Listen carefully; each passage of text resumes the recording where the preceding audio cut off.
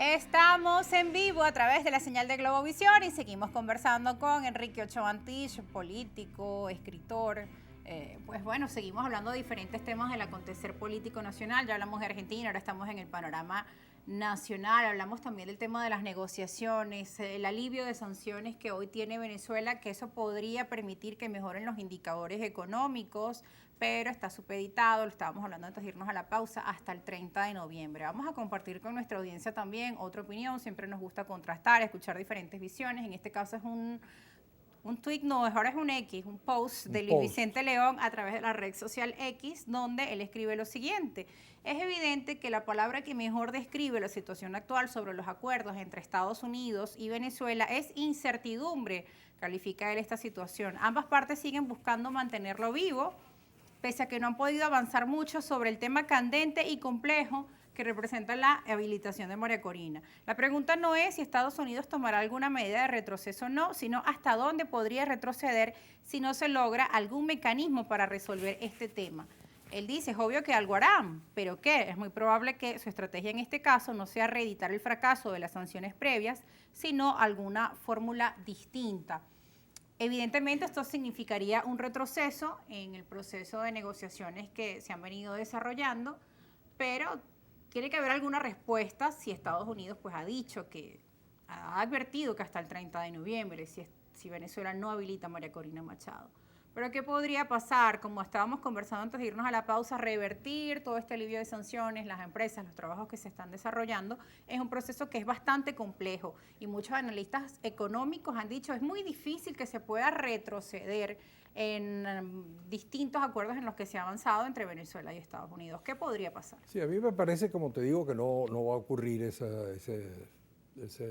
reimplantación de las sanciones como las conocíamos hasta ahora. Yo creo que hay además un interés incluso electoral interno por parte de los demócratas, en particular de Biden, si es que él pretende postularse otra vez. A mí me parece insólito, ¿no?, que la presidencia de la primera potencia del mundo vaya a estar disputándose entre Biden y Trump otra vez, ¿no? Pero en todo caso, para ellos es muy importante que el precio de la gasolina esté bajo, no se les dispare. Y evidentemente que la posibilidad de que Venezuela pueda surtir ese mercado siempre ayuda. No es que sea determinante, no somos determinantes como fuimos alguna vez en el pasado, pero siempre ayuda a los norteamericanos. Entonces no creo que esos intereses vayan a ser inferiores a su, vamos a decir, respaldo a la candidata Machado. Además, por cierto, yo creo que el gobierno lo sabía y en buena medida yo a veces siento que la candidatura de Machado cumple el guión del gobierno, porque el gobierno siente que con una candidata inhabilitada puede producir desencanto y puede lograr que aumente la abstención. Yo tengo la impresión y creo que yo le recomendaría a los que son partidarios de la candidata Machado que si efectivamente queremos que se produzca un cambio en Venezuela, pues habría que tener la generosidad, la grandeza, el sentido de Estado. Ella debería tener el sentido de Estado. Ella puede seguir siendo jefe de esa parte de la oposición, que quizás es la parte un sucesor, mayoritaria. por ejemplo, una persona que no esté inhabilitada. Tendría no que designarlo, porque eso es muy difícil que en el mundo de la política se acepte con facilidad. Yo no veo a Henry Ramos Alup aceptándole una designación a dedo, un dedazo de María Corina. Yo lo que creo es que tiene que abrir un proceso de consultas en su mundo y debería buscarse un nombre que además logre llegar a ese otro sector de la oposición en el que estoy yo. Yo, como tú sabes, simpatizo con, por ejemplo, la candidatura de Carri. Ojalá que esa candidatura cogiera cuerpo.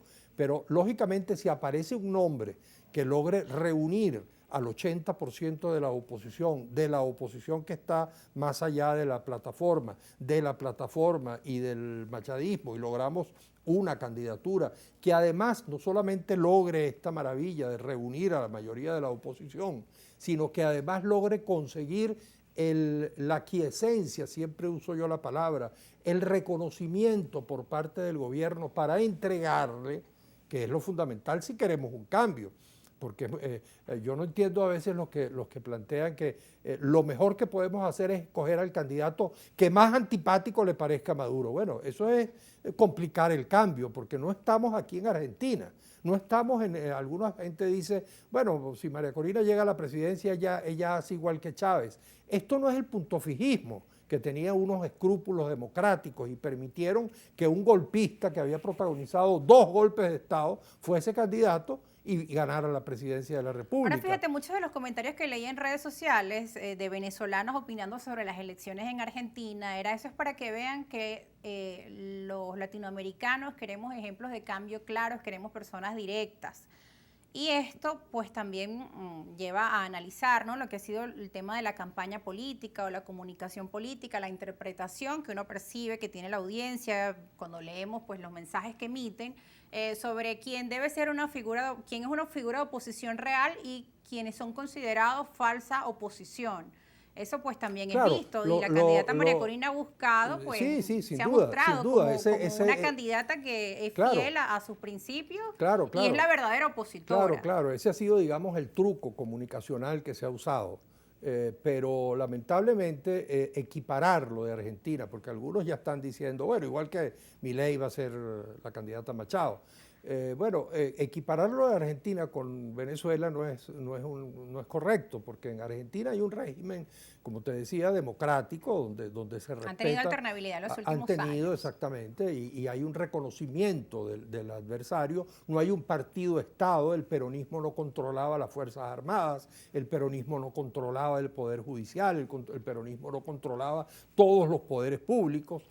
Allá hay una cierta institucionalidad democrática que en Venezuela no existe. Entonces en Venezuela el cambio es de un régimen autoritario de partido-estado a un régimen democrático pleno. Que también en nuestra historia se buscaron cambios que no eran la forma correcta, que no era a través de la vía electoral. Por ejemplo, en 2002, y eso también llegó al gobierno también te iba a cambiar, ¿no? Son procesos diferentes. Eso también te iba a decir. Otra diferencia con Argentina es que Milei, ni mucho menos Macri, llamaron a la abstención nunca, ni llamaron a la invasión extranjera, ni pidieron sanciones. O a cambiar de gobierno por otra vía, que no fuera la electoral. Ni pidieron el derrocamiento de Alberto Fernández, ni el derrocamiento de Cristina Fernández, ¿no? Cristina Fernández de Kirchner, que vivió también su proceso de otros procesos allí. Esa derecha argentina nunca se colocó en este camino insurreccional que se colocó la oposición venezolana.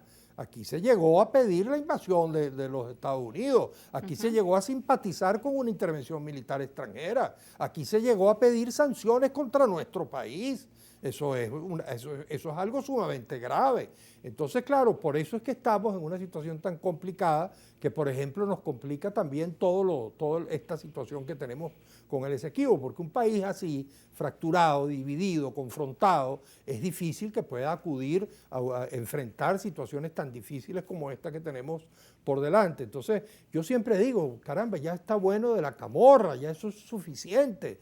Señores del gobierno y señores de la oposición de la plataforma, hay que sentarse a ponerse de acuerdo, lo están haciendo, bueno, sigan haciéndolo, conversen, es lo que a mí me parece que tiene. En estos días leyendo una biografía de Kissinger sobre Nixon, veía que cuando los norteamericanos se sentaron a conversar con los vietnamitas en una situación de guerra, donde se estaban bombardeando, bueno, mutuamente casi uno podría decir que no, porque el bombardeo era sobre todo sobre Vietnam del Norte, ¿no? Pasaron 5 años conversando en París y dice Kissinger, los primeros 4 años fueron de declaraciones sin resultado alguno y solamente en el 5.º año fue que se empezaron a conseguir resultados. Bueno, ojalá que sigan conversando, porque solo en la continuidad de las conversaciones, en Venezuela hemos tenido muchos diálogos, pero todos interrumpidos. Ojalá que continúen conversando para que lleguemos a acuerdos en beneficio de todos los venezolanos. Y que hay cambios significativos, por ejemplo, que muchos sectores se hayan manifestado a favor de la ruta, de la vía electoral como un medio para lograr los cambios en nuestro país. Tenemos que ir a la pausa, ya regresamos con más porque también tenemos que conversar de la consulta. Ahorita hacías pues algún comentario, ¿no? Que son temas que nos deben unir como país y cómo manejarse en estos tiempos, porque bueno, hay unas lecturas allí diferentes respecto al tema de esa consulta prevista para el 3 de diciembre. Ya volvemos.